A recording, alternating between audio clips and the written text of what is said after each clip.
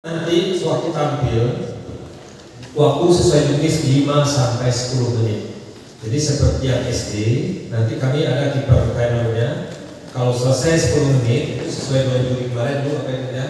Jadi itu tidak mempengaruhi misalnya panjang apa seperti itu katanya, tapi tergantung apa yang juri. Jadi tidak ada kami peringatkan apa menit lagi, tidak. Kalau 10 menit selesai, kita stop, hentikan. Itu apa ya. Nah jadi kemudian nanti pakai mic wireless sudah disediakan, tapi ada juga yang mau perlengkapan mesh wireless sendiri, boleh silakan seperti SD ya. Kita menyediakan juga, tapi kalau yang mau sendiri dari rumah, oke mudah-mudahan. Oke, tunggu ya sebentar ya. Jadi kalau udah memutar itu dekat sekali, dekat belok kiri nanti belok kanan, kiri kanan ikan. Yang penting selamat Pak. Saya takut juga memasukkan begitu. Kemudian Bapak Ibu pendamping tari, kalau yang sudah datang mohon bersabar dan tergeser waktunya. Mungkin nggak lama karena jumlah kita 7 peserta. Karena sudah kita kasih space uang memang 2 jam itu sudah untuk keterlambatan apa seperti itu kan, jadi clock. Jadi ada Bapak Ibu pendamping tari, silakan persiapkan saja dulu nanti. Jurinya sudah datang semua.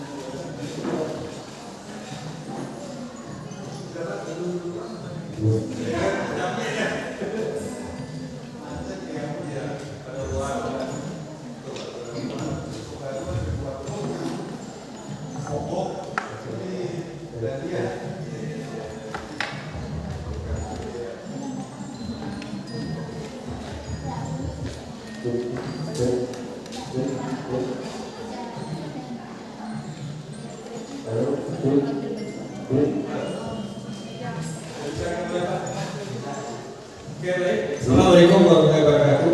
Karena semua kita tampil langsung saja berdasarkan nomor lot yang kita catat.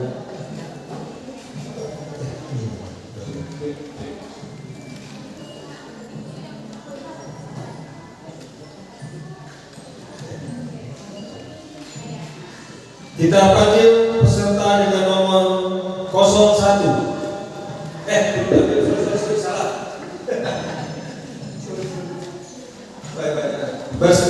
Kami ulang kembali, kita keluarkan nomor peserta dengan peserta nomor 06. Bersiap-siap peserta dengan nomor 07.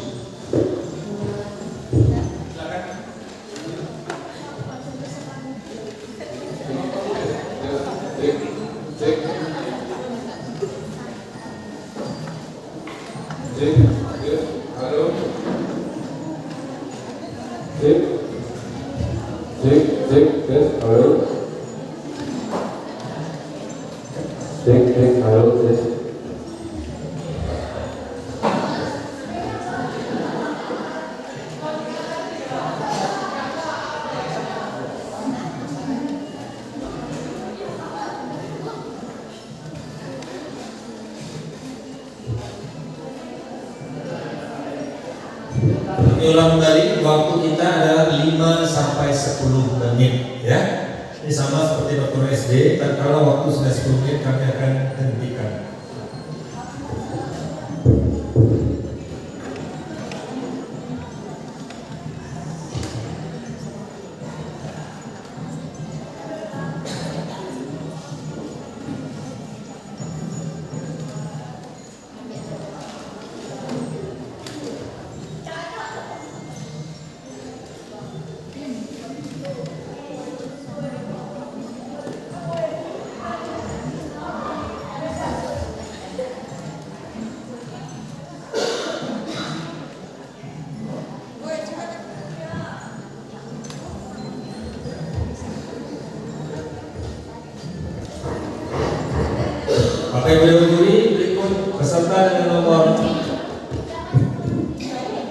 06.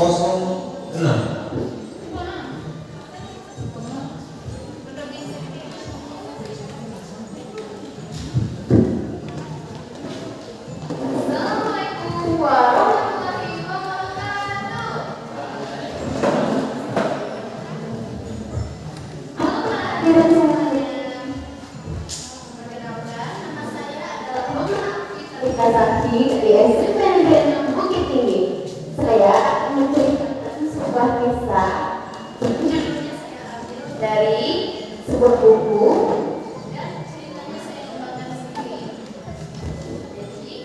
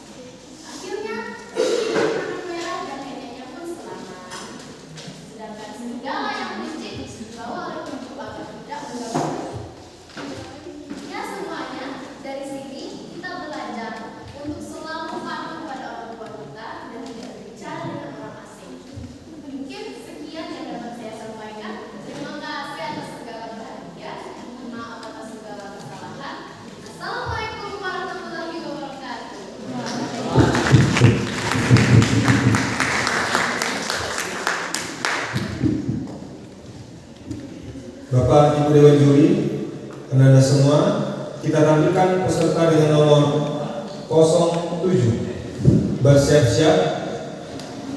Peserta dengan nomor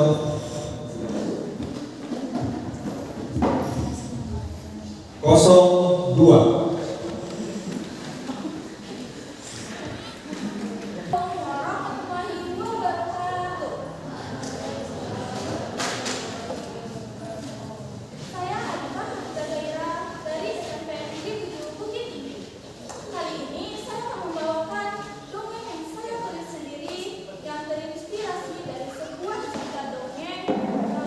Dongeng bahasa Indonesia di YouTube yang berjudul Peri Bunga.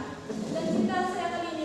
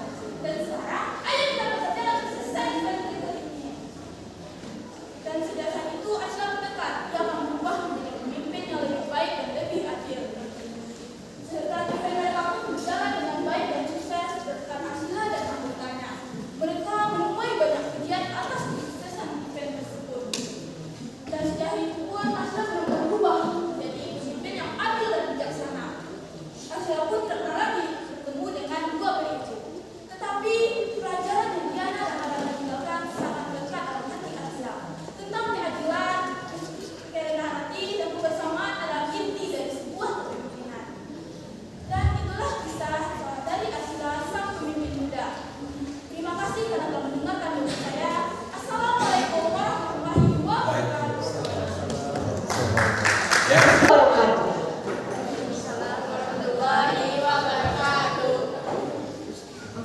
Perkenalkan, nama saya Asyifa Aprili Ramadhani, siswi kelas 7 dari SMP Negeri 2 Bukit Tinggi. Saya berasal dari kota yang berawas sejuk, beralam indah, serta penuh dengan sejarah yang dikenal dengan Ngarai Siamak yang membuka, Lembang Japang yang menyimpan cerita perjuangan, dan tentu saja Jam Gadang yang megah sebagai penanda waktu dan kebanggaan kita semua. Bukit Tinggi bukan hanya kota yang harus dijaga keindahannya. Sayangnya, keindahan itu bisa hilang jika kita, generasi muda, tidak peduli pada lingkungan. Dan hari ini aku akan membawakan sebuah cerita yang terinspirasi dari sebuah kenyataan. Kira-kira penonton tahu nggak ya, apa sih cerita yang terinspirasi dari sebuah kenyataan?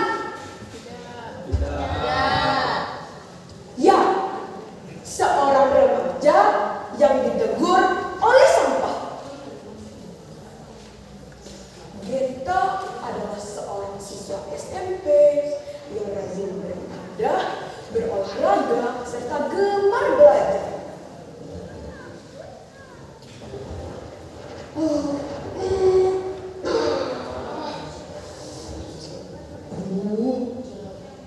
Kok ayam sudah mulai berkokok? Oh iya, jam 5. Aku sholat subuh dulu ah. Keren. Keren.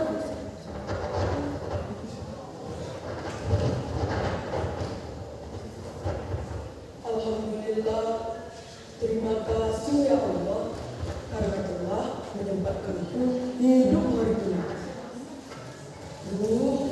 Badanku pegal sekali.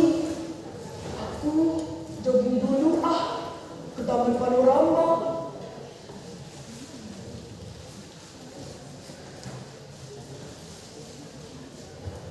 Penonton, ternyata Genta sudah sampai di Taman Panorama. 1, 2, 3, 4, 5, 6, 7, 8. Ternyata sesak sekali ya habis berolahraga. Aku istirahat dulu ah.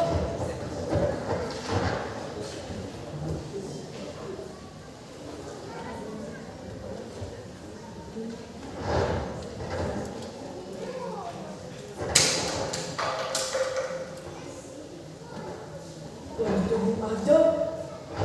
Lagian juga cuaca kan bagus. Ah, biarin aja. Lagian juga kan cuma 1. Jadi kan gak bakalan ngaruh.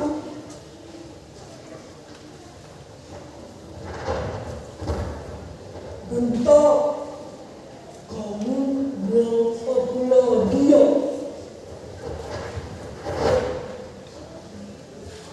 Duh, itu siapa yang ngomong? Penonton, yang manggil Genta siapa?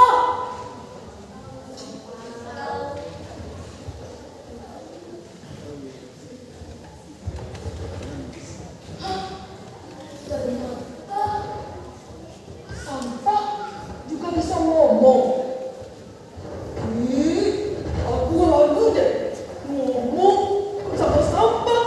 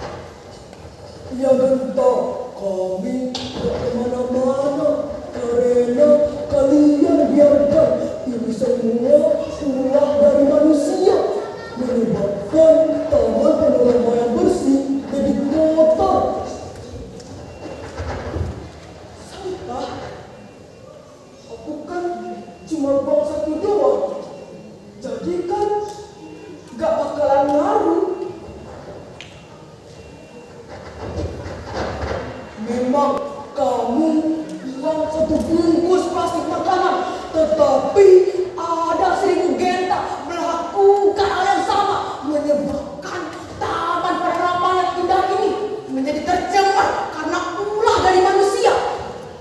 Sungguh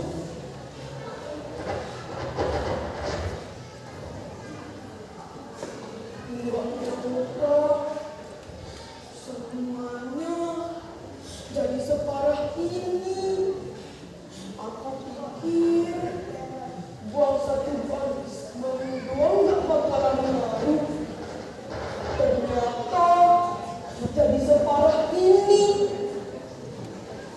Teman-teman, kira-kira kita bisa nggak ya?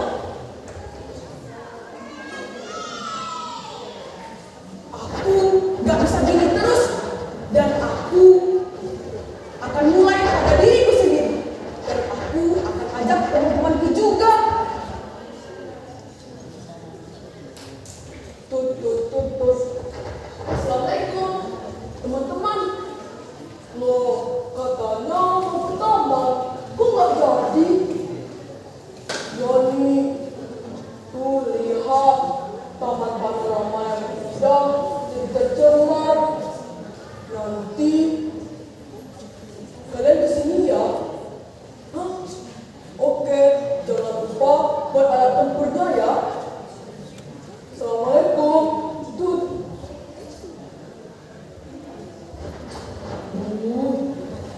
Taman dibiarin, gak bisa gini terus. Aku akan buat extra tiketnya.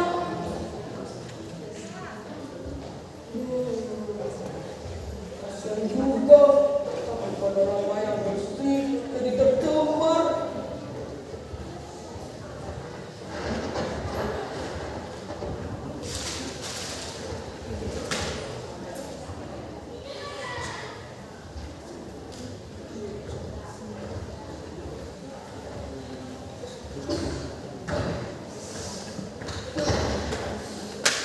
Lumayan berat.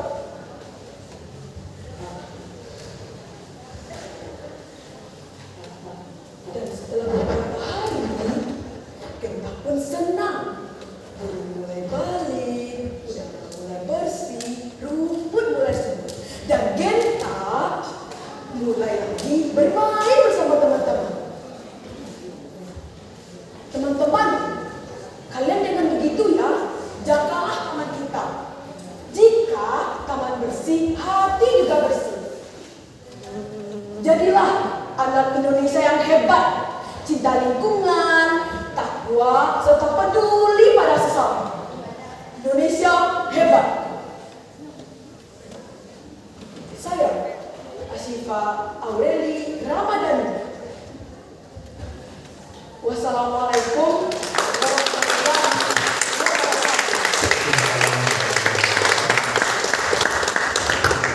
wabarakatuh. Halo teman-teman semuanya.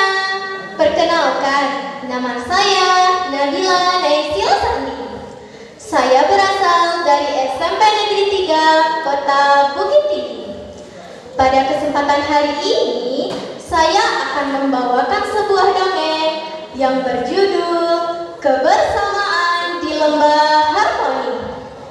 Dongeng yang akan saya bawakan merupakan karya saya sendiri. Baik teman-teman, yuk kita mulai saja cerita dongengnya.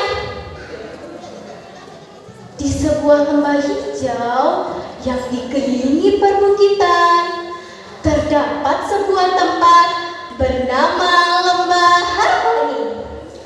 Tempat itu begitu subur dan indah. Pepohonan menjulang tinggi, sungai mengalir jernih, dan udaranya terasa sejuk. Di sanalah berbagai hewan hidup berdampingan. Ada gajah, monyet, kambing, dan bebek. Setiap hari, gajah selalu bangun sebelum matahari terbit. Ia selalu bersemangat untuk menyambut hari, sambil bernyanyi dan memainkan belalai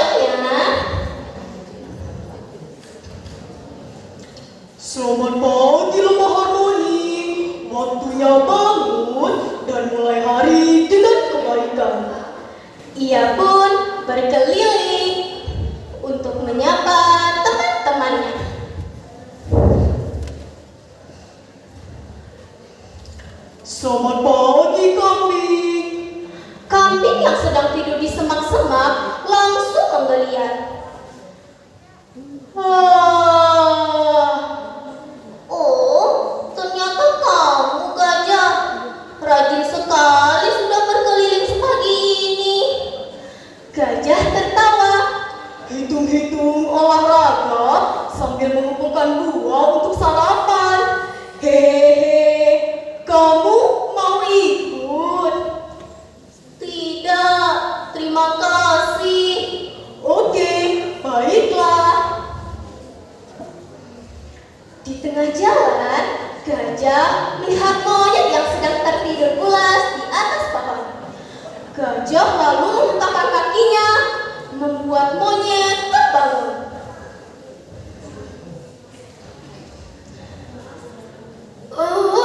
Aku masih mengantuk. Biarkan aku tidur 5 menit lagi. Gumam monyet sambil menarik selembar daun pisang sebagai selimut. Suatu hari, awan gelap menggantung di atas lembah. Hujan turun deras sepanjang malam. Ketika pagi datang, Bebek pergi ke sungai untuk berenang seperti biasa. Tapi tiba-tiba,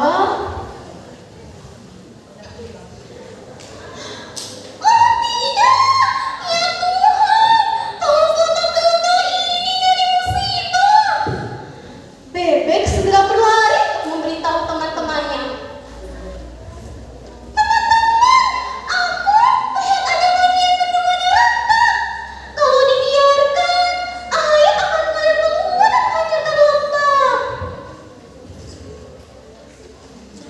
Gajah langsung berdiri. Apa? Kita harus segera ke sana. Aku akan membawa batu besar untuk memperbaiki lembah. Aku akan mengumpulkan ranting. Gajah menoleh ke arah kambing dan monyet yang tampak tidak peduli. Bagaimana dengan kalian? Kambing mengangguk pelan. Sepertinya aku akan menyusul. Ini masih terlalu pagi untuk bekerja. Monyet menguap lebar. Setuju. Lagi pula aku masih mengantuk karena begadang semalam. Gajah dan Bebek segera pergi ke bendungan. Dan ternyata air sudah semakin deras melewati celah besar di dinding bendungan. Gajah, tolong bawa batu besar ke sini.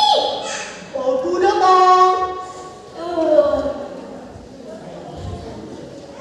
Sementara itu, tiba-tiba monyet terbangun dan berteriak, membuat kambing yang sedang tidur di sampingnya ikut terbangun.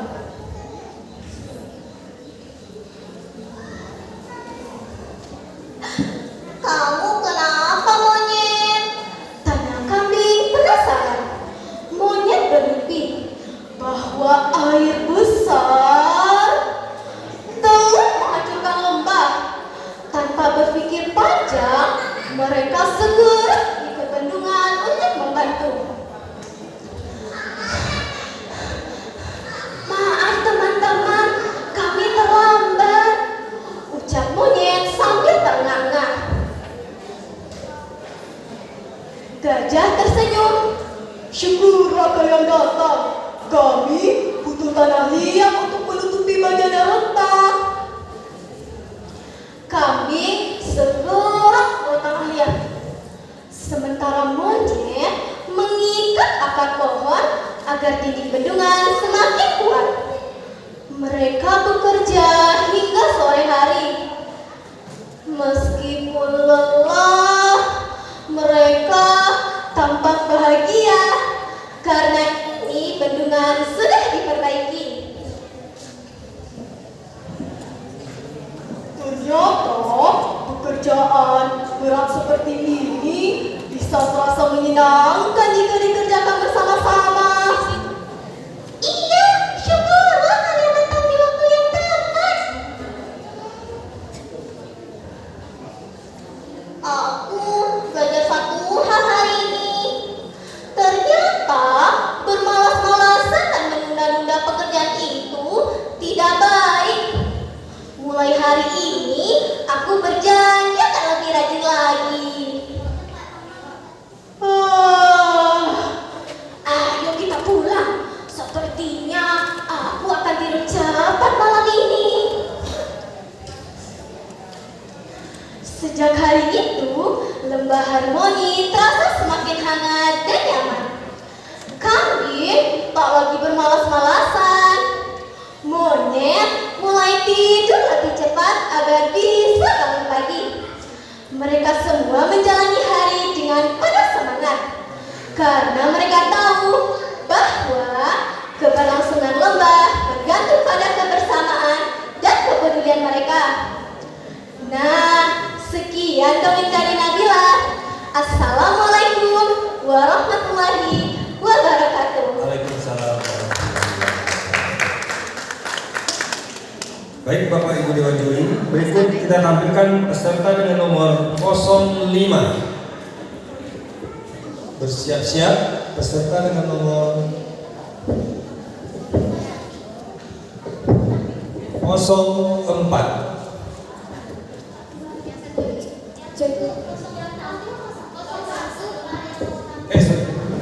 Sorry, salah. 0. Aduh, maaf. 01 ya, Ustaz, 01. Cek. 01, bersiap-siap 04. Ya. Cek.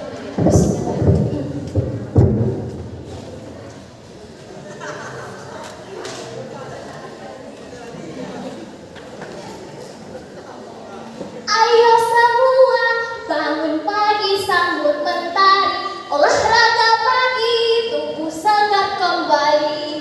Ayo kita semua rajin olahraga setiap hari. Tubuh sehat, pikiran kuat, menjadi anak Indonesia hebat. Assalamualaikum warahmatullahi wabarakatuh. Halo teman-teman semuanya dan juga dewan juri yang saya hormati. Perkenalkan, nama saya Raisa Hidayatul Hasanah. Raisa berasal dari SMP Islam Al-Islah, Kota Bukit Tinggi. Pada kesempatan kali ini, Raisa akan menceritakan sebuah cerita yang sangat menarik. Cerita ini Raisa tulis karena terinspirasi dari dongeng animasi Jungle Book in Indonesia yang berjudul Kitab. Pasti teman-teman semua sudah penasaran kan dengan ceritanya? Ayo deh, langsung saja kita ke ceritanya. Ceritanya berjudul Persahabatan Kino, Boni, dan Tino. Ceritanya bermula di suatu hutan hijau dan lebat, di mana tinggallah sekelompok hewan yang hidup dengan rukun dan suka berolahraga. Ada seekor gajah besar bernama Kino yang suka berlari maraton. Kemudian ada juga satu lagi teman-teman, yaitu Boni, si burung kecil yang sangat ceria dan suka terbang cepat. Kemudian ada juga satu lagi teman-teman, yaitu Tino, seekor kura-kura bijaksana yang suka berenang di sungai. Mereka semua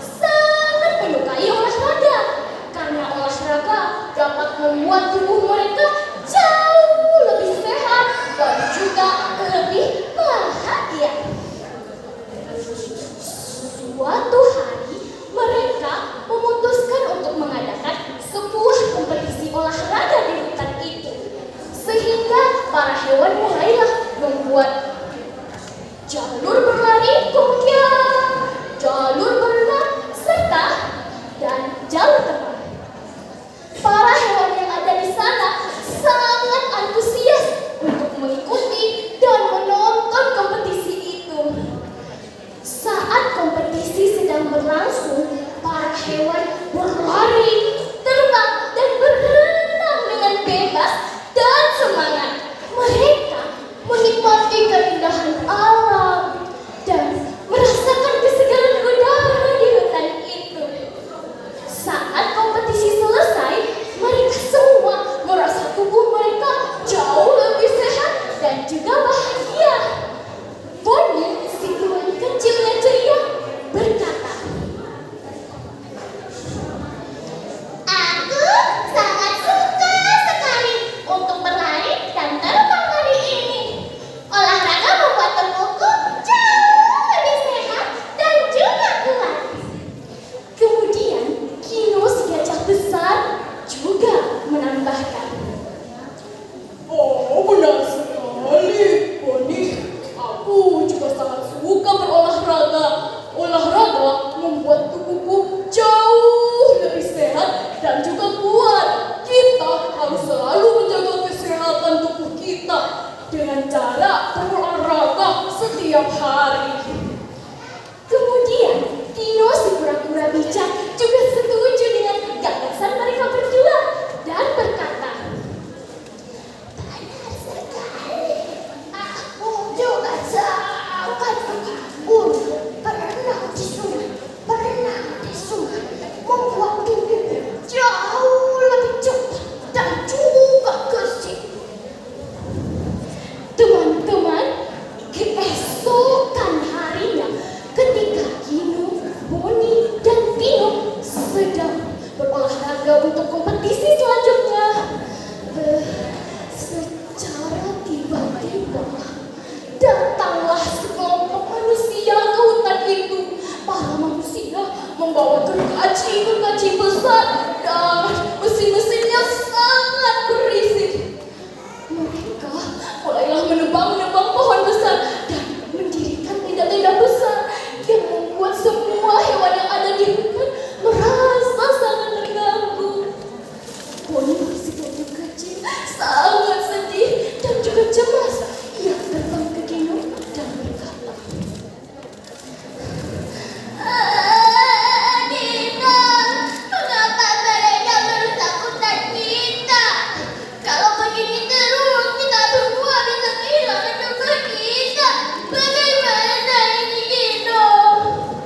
Kemudian Kino menjawab, Tenang dulu, Bonnie. Pasti para manusia-manusia itu belum paham betapa pentingnya hutan ini bagi kita. Padahal hutan ini bukan hanya sekedar tempat tinggal kita, tetapi juga tempat kita berolahraga. Teman-teman, Tino yang hanya terdiam saja dari tadi ternyata memiliki sumpah ide cemerlang. Ia berkata, "Teman-teman, bagaimana kalau kita ajak saja para manusia-manusia itu untuk berolahraga bersama kita? Mungkin setelah melihat secara langsung keindahan alam ini membuat mereka berubah pikiran." Teman-teman Tino setuju dengan gagasan Tino. Keesokan harinya, para hewan mulailah bekerja sama menyusun sebuah rencana. Mereka mengajak para manusia-manusia untuk berolahraga bersama. Kino si gajah besar mengajak para manusia-manusia untuk berolahraga berlari maraton di jalur yang sangat panjang. Dan kemudian Bonnie si burung kecil juga mengajak para manusia-manusia itu untuk pergi ke rumah pohon dan melihat keindahan alam secara langsung yang membuat para manusia seketika takjub dan berkata, "Wah, sangat indah sekali. Aku tidak pernah melihat pemandangan seindah ini. Wah." Tidak hanya sampai situ loh teman-teman, bahkan Tino si kura-kura bijaksana juga mengajak para manusia untuk berenang di kolam yang langsung mengalir ke sungai.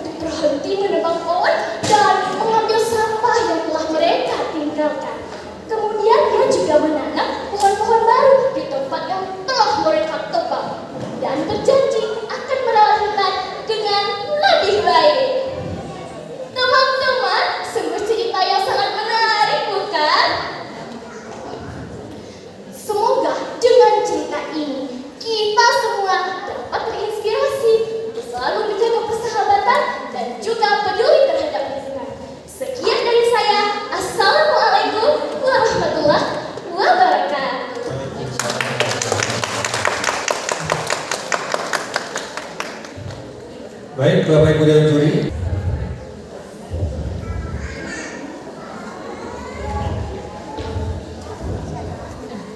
Assalamualaikum warahmatullahi wabarakatuh. Halo teman-teman semua. Selamat pagi Dewan Juri yang terhormat. Pepatah pernah mengatakan, tak kenal maka tak sayang. Jadi, perkenalkan, nama saya Faira Cantika. Saya bersekolah di SMP Negeri 4 Bukit Tinggi. Lurus jalan Payakumbuh, babelok jalan kayu jati, di mahati indah karsa ayam dan lape, ayam dan lape. Teman-teman, ada yang tahu lagu itu? Ya, betul sekali. Itu merupakan lagu yang berjudul Ayam dan Lape. Lagu khas dari Sumatera Barat, kampung halaman kita yang kaya akan budaya dan cerita. Ngomong-ngomong soal cerita rakyat, teman-teman, hari ini saya akan membawakan sebuah cerita rakyat yang penuh makna. Cerita ini menceritakan tentang kasih sayang, pengorbanan, arti sahabat sejati, dan kehidupan bermasyarakat di Minangkabau. Teman-teman, dari sini ada yang tahu judul ceritanya?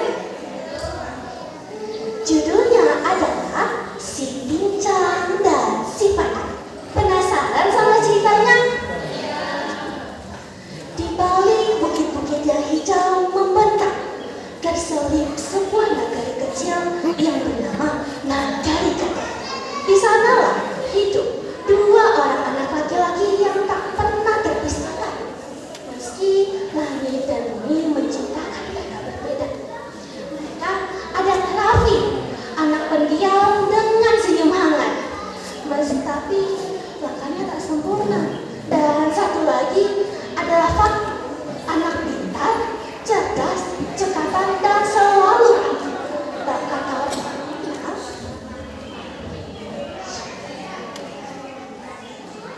Kau jadi indah kali, kau pandang di indah karusui. Yang berarti sekalipun ia pintar, ia tetap sopan dan rendah hati. Di mata Fadli, Raffi bukan anak yang lemah, tapi Raffi adalah pahlawan kecil yang pantang menyerah. Mereka berdua tumbuh bersama dan kerap bermain bersama. Ketika Raffi jatuh, Fadli akan tertawa sambil menarik tangannya. Ketika Fadli menangis, Raffi akan duduk di sampingnya dan berkata, tangisan laki-laki itu bukan tanda dia lemah, tapi bukti bahwa dia punya hati. Dan itulah mereka, dua anak berbeda, satu jiwa yang saling menjaga. Hingga pada suatu hari, langit berubah muram, awan hitam menggulung, petir menyambar, dan hujan jatuh tanpa jeda. Sungai yang biasanya ramah berubah buas. Saat itu juga Wali Nagari berteriak menghimbau warga untuk segera mengungsi ke atas bukit. Semuanya, ayo cepat ke atas bukit. Ini banjir besar, cepat. Orang-orang panik mengevakuasi keluarga mereka. Fadli juga ikut membantu. Tapi di tengah hiruk-pikuk itu, ia sadar satu hal. Ayo semuanya cepat ke atas bukit, cepat, ayo. Raffi, di mana Raffi? Ia melihat ke sekeliling, tapi tetap tak menemukan sahabatnya.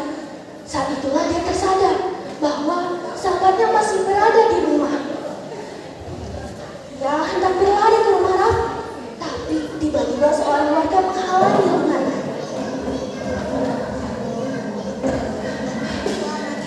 Kau mau kemana, nak? Kita sudah hampir tenggelam, kau ingin mati. Cepat naik ke atas bukit. Maaf, Pak. Tuhan tidak akan bisa naik tanpa sahabat saya. Ia berlari sekuat tenaga ke rumah Raffi. Lalu ia sampai di depan nenek Rama. Rumahnya sudah miring dan hampir rubuh. Dengan nafas yang terlompat, dia berteriak,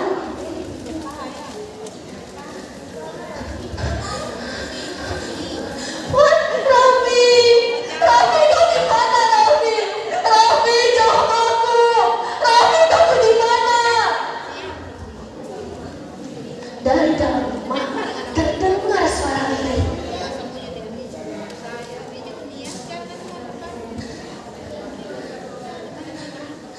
"Fadli, aku di sini, Fad. Tolong, aku di dalam kamar, Fad." Mendengar suara itu, Fadli tanpa pikir panjang segera masuk ke rumah Raffi. Lalu ia membuka pintu kamarnya. Ketika pintu terbuka, ia melihat Raffi tengah terduduk di sudut kamar dan wajahnya pucat.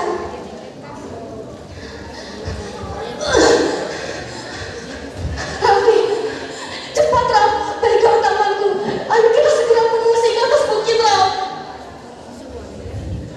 Raffi mencoba bangkit, tapi ia selalu terjatuh. Dengan suara bergetar, dia berkata,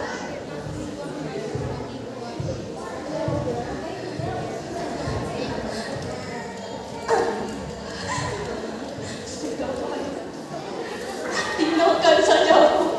Selamatkan dirimu, Fad. Aku hanya akan menjadi penghalang bagimu untuk selamat, Fad. Pergi, Fad." Lalu Fadli berkata, "Apa yang kubicarakan? Kamu bukan penghalang, Raf. Kamu adalah saudaraku. Sudah, cepat. Kita akan melewati ini bersama." Tanpa menunggu jawaban Raffi, Fadli meminum Raffi. Langkah demi langkah ia berjalan menerobos banjir. Kayu, lumpur, dan serpihan rumah menghantam badan kecil mereka. Sampai di tengah perjalanan, tiba-tiba sebuah batang pohon jatuh menghantam kaki Fadli. Ia menangis sakit, tapi tetap menggendong erat Raffi.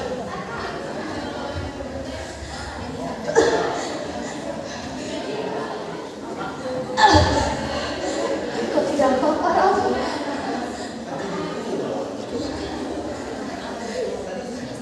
Sudah, Pak. Lepaskan saja aku. Kau masih bisa selamat, Pak. Tidak usah pedulikan aku. Lepaskan." "Tidak mungkin aku meninggalkan kamu di sini. Kamu bukan cuma sahabatku, tapi kamu adalah saudaraku." Fadli terus melangkah sampai pada akhirnya mereka sampai di atas bukit. Semua warga bersorak melihat keberadaan mereka dan mereka selamat. Begitulah kisah antara Raffi dan Fadli. Assalamualaikum warahmatullahi wabarakatuh. Bapak Ibu, sebelum kami lanjutkan, kami mohon perhatian anak-anak semua, Bapak Ibu. Pada saat anak-anak kita tampil, mohon suaranya tidak ada, supaya kita lebih bisa menikmati apa yang disediakan oleh Allah. Ya, jadi sedikit saja berselisih ke belakang karena ruang kita ini tertutup, jadi menggema kedengaran sampai ke depan. Baik, terima kasih atas perhatiannya. Bapak Ibu Dewan Juri, berikut kita tampilkan peserta dengan nomor 07. Bersiap-siap peserta terakhir dengan nomor 05.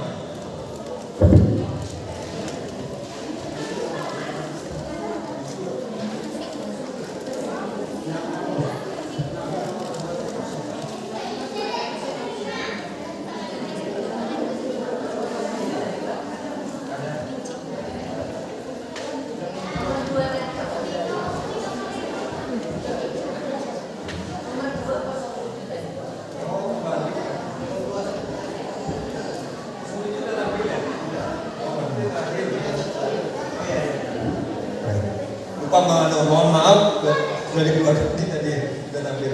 Nah, berarti peserta terakhir adalah 05. 07 sudah tampil ya, nomor 2 tadi ya. Ya. Ya, terakhir 05. Jadi Bapak juri kan nomor ininya yang penting ya, nomor apanya sudah itu cocok dengan database kita. Sekali lagi ya, kita simak cerita anak-anak supaya lebih jelas.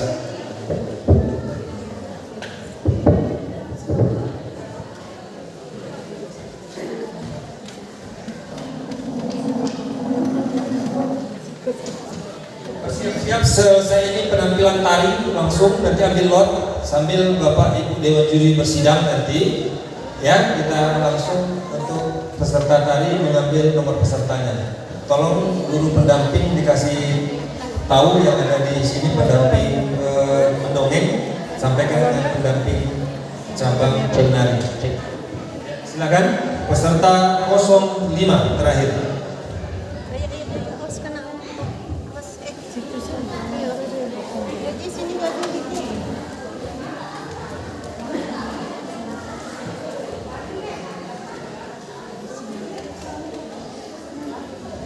Assalamualaikum warahmatullahi wabarakatuh. Salah satu budaya Minangkabau yang telah turun-temurun hingga sampai ke kancah mancanegara yang merupakan seni bela diri yang berasal dari negara yang kita cintai ini. Apakah para penonton serta dewan juri tahu itu apa? Pencak silat. Nah, pada kesempatan hari ini saya akan menceritakan kisah dua orang sahabat yang bernama Faisal dan Zainuddin yang mencintai olahraga tradisional tersebut dengan judul Langkah Harap, karya murni saya sendiri.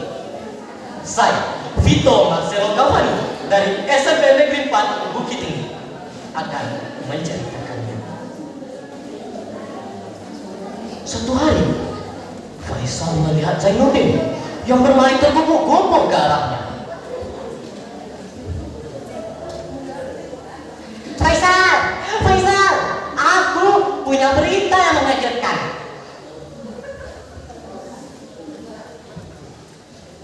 Ada apa? Seperti dikejar hantu. Ini masih siang-siang loh, Din. Faisal dengan nada bingung. Aku dapat informasi bahwa di kota sana akan dilaksanakan lomba silat dan hadiahnya fantastis loh, ucap Zainuddin dengan nada riang gembira. Masalah biaya, aku saja yang atur. Kamu fokuslah latihan. Dan disitulah mereka mulai latihan. Tampak Zainuddin yang tak pernah menyerah karena yang ingin menolong ibunya yang sedang mengidap penyakit. Siapa tahu bisa juara. Hadiahnya bisa untuk membeli obat agar ibunya cepat pulih. Di surau, mereka dilatih oleh Tuanku Sulaiman, garing sekaligus penjaga surau di situ, yang menguasai aliran silat Minang. Disitulah mereka mulai latihan. Langkah demi langkah, jurus demi jurus diperagakan dengan penuh semangat dan tekad yang dalam. Memang lelah sih, tapi tekad mereka yang dalam itu seolah-olah menghapus keletihan yang terasa di mana. Di kesunyian malam,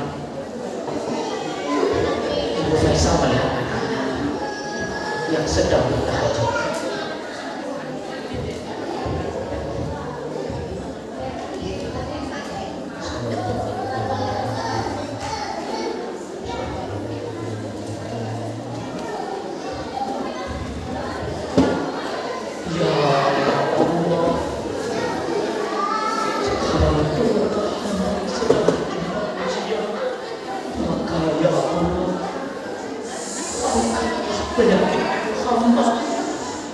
Dan saya menyerahkan orang tua hamba sebagaimana mereka menyayangi diri waktu kecil. kecil hingga saat ini.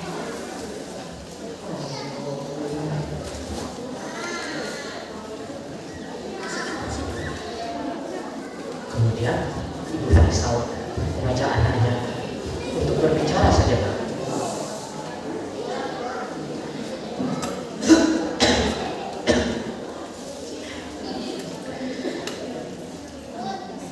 Nak, Ibu tahu keluarga kita memang ujian, tapi nak, Ibu akan selalu mendukung kamu untuk mengikutiku. Belajarlah yang giat, doa Ibu menyertaimu.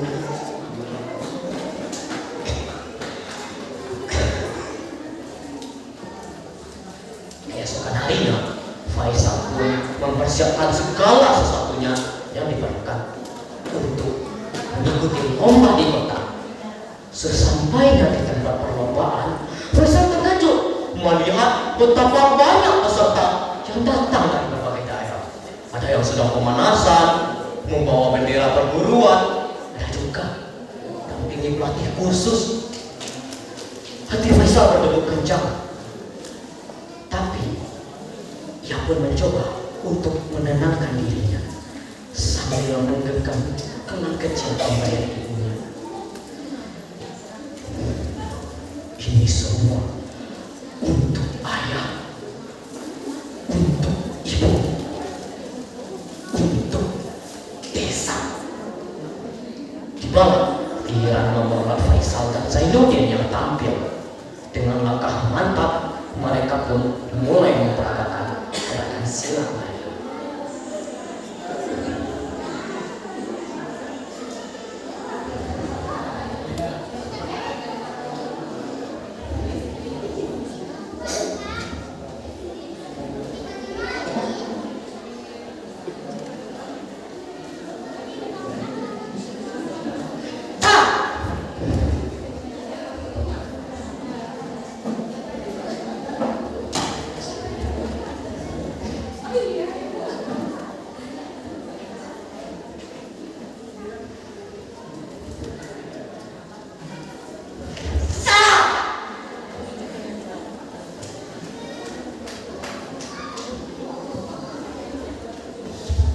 Tibalah hal yang ditunggu-tunggu oleh para peserta.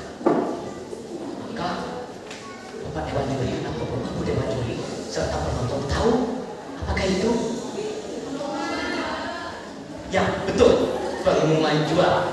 Panitia mulai menyebutkan nomor lot yang mendapat juara. Namun nomor lot Faisal dan Zainuddin belum dipanggil-panggil. Di bawah pengumuman juara kedua.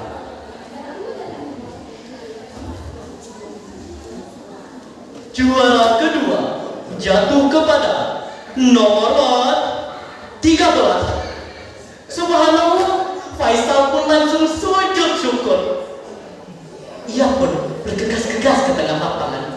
Akhirnya mereka menerima sebuah hadiah, yakni berupa trofi dan piagam.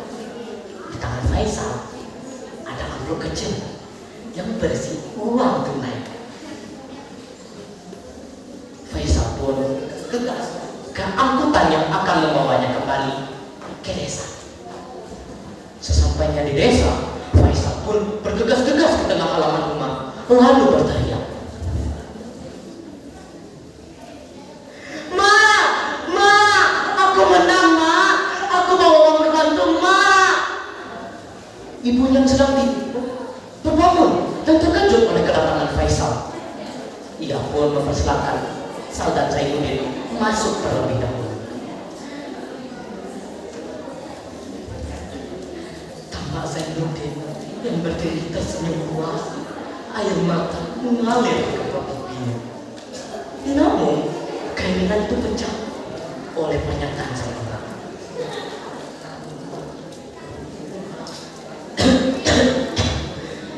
Nah, itu uang bukan untuk kamu saja. Bagilah dengan Zainuddin.